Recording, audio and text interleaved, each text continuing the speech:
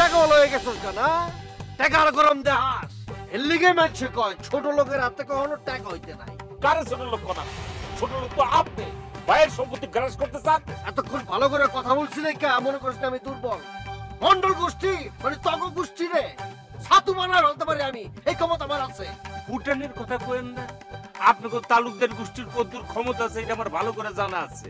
মনে একটা কথা বলি, আপনি যদি সত্যি কথা কইতেন না তাহলে পরে আপনার লোক আমি থাকতাম, কিন্তু আপনি তো কইতেছেন মিছা কথা। তোমার সমস্যা কি ভাই কত? ঠিক মতো দোকানে বসতেছ না কেন? আরে আমারটা আমি বুঝুম কইলাম না, তুই আমার নিয়ে এত চিন্তা করবি না। সর। তাহলে পরে কি ভাবিটা সন্দেহ করতে গিয়ে? আরে খালি ভাবি ভাবি, ভাবি তো খামারে সন্দেহ করে, তখন মাথা ঠিক আছে? খালি ভাবি না, আমারও তোমার এখন সন্দেহ হইতেছে।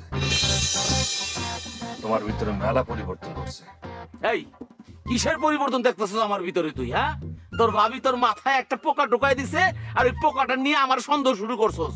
আমার কোনো পরিবর্তন হয় নাই, আমি যেমন ছিলাম তেমনই আছি। মোটেও না মিয়া ভাই, আসমানে চান উঠলে ব্যক্তি দেয়, আমিও দেখতেছি। তুই বেশি কথা কইতেছস, খালি খালি আমার মেজাজটা গরম করে দিস না। চল।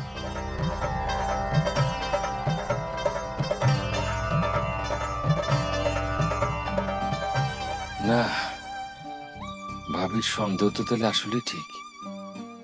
মেয়ে ভাই একটা কিছু করতেছে, আমি নিজেও তো করতেছি। কেমনে মেয়ে ভাইয়ের শাসন করুম, ভাল লাগে না।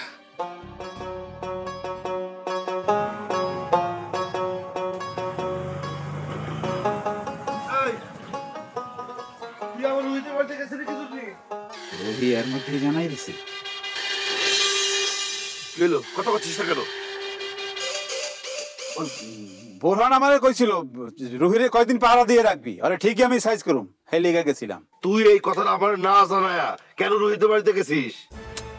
আচ্ছা তুই এই রেলে খাওয়া কাটতে না পাঠাইতেছিস কি লেগে? এমন তো না যে আমি যাই কোনো অঘটন ঘটাইছি। তোরে আমি যাইতে নিষেধ করছিলাম নাকি কই নাই? হ্যাঁ করছিলি, কিন্তু তুই আবার রুহির বাড়িতে যাইতে কইছিলি, আমি নিজে থেকে যাই নাই। ঠিক আছে তুই নিজ থেকে যাস নাই, কিন্তু আমি তো তোরে কই নাই যে রুহিরে পাহারা দেওয়া লাগবে না। আমি কইছি যে যখন কলেজে যাবে তখন তুই পাহারা দিস। না দোস্ত, তোর কথার মধ্যে গন্ধ আছে, গন্ধটা আমার ভালো লাগে না। তুই কিন্তু বেশি বুঝতেছিস চান্দু। আমি মোটেও বেশি বুঝতে আছি না, তুই যেটা বুঝাইতে চাইতেছ সেটাই বুঝছি। আচ্ছা ঠিক আছে, তুই যদি চাস তাহলে তুই আবার রুহিরে পাহারা দে যা। তার কোনো দরকার নাই, যেখানে কথা ওঠে আমি সেখানে নাই, চান্দু সেখানে থাকে না। তোর কথা উঠলো কোন জায়গায়? অবশ্যই উঠতে আছে, কেউ তোর এমন কিছু বুঝাইছে যার কারণে তুই আমার সরাই দিতে আসস। কেউ কিছু কয় নাই, আমি সব দিক বিবেচনা করে কয়েকটা দিন রুহিরে পাহারা দিতে নিষেধ করছিলাম। ঠিক আছে, তোর কথাই বিশ্বাস করলাম, আসি। এই কই যাবি? বসের বাড়িতে। চল তোর নামা দি। দরকার নাই।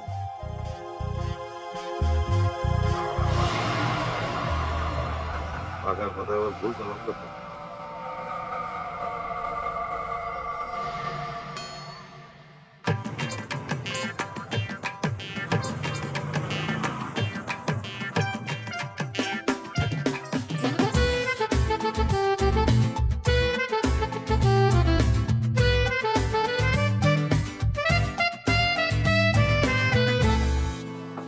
ঝুমুর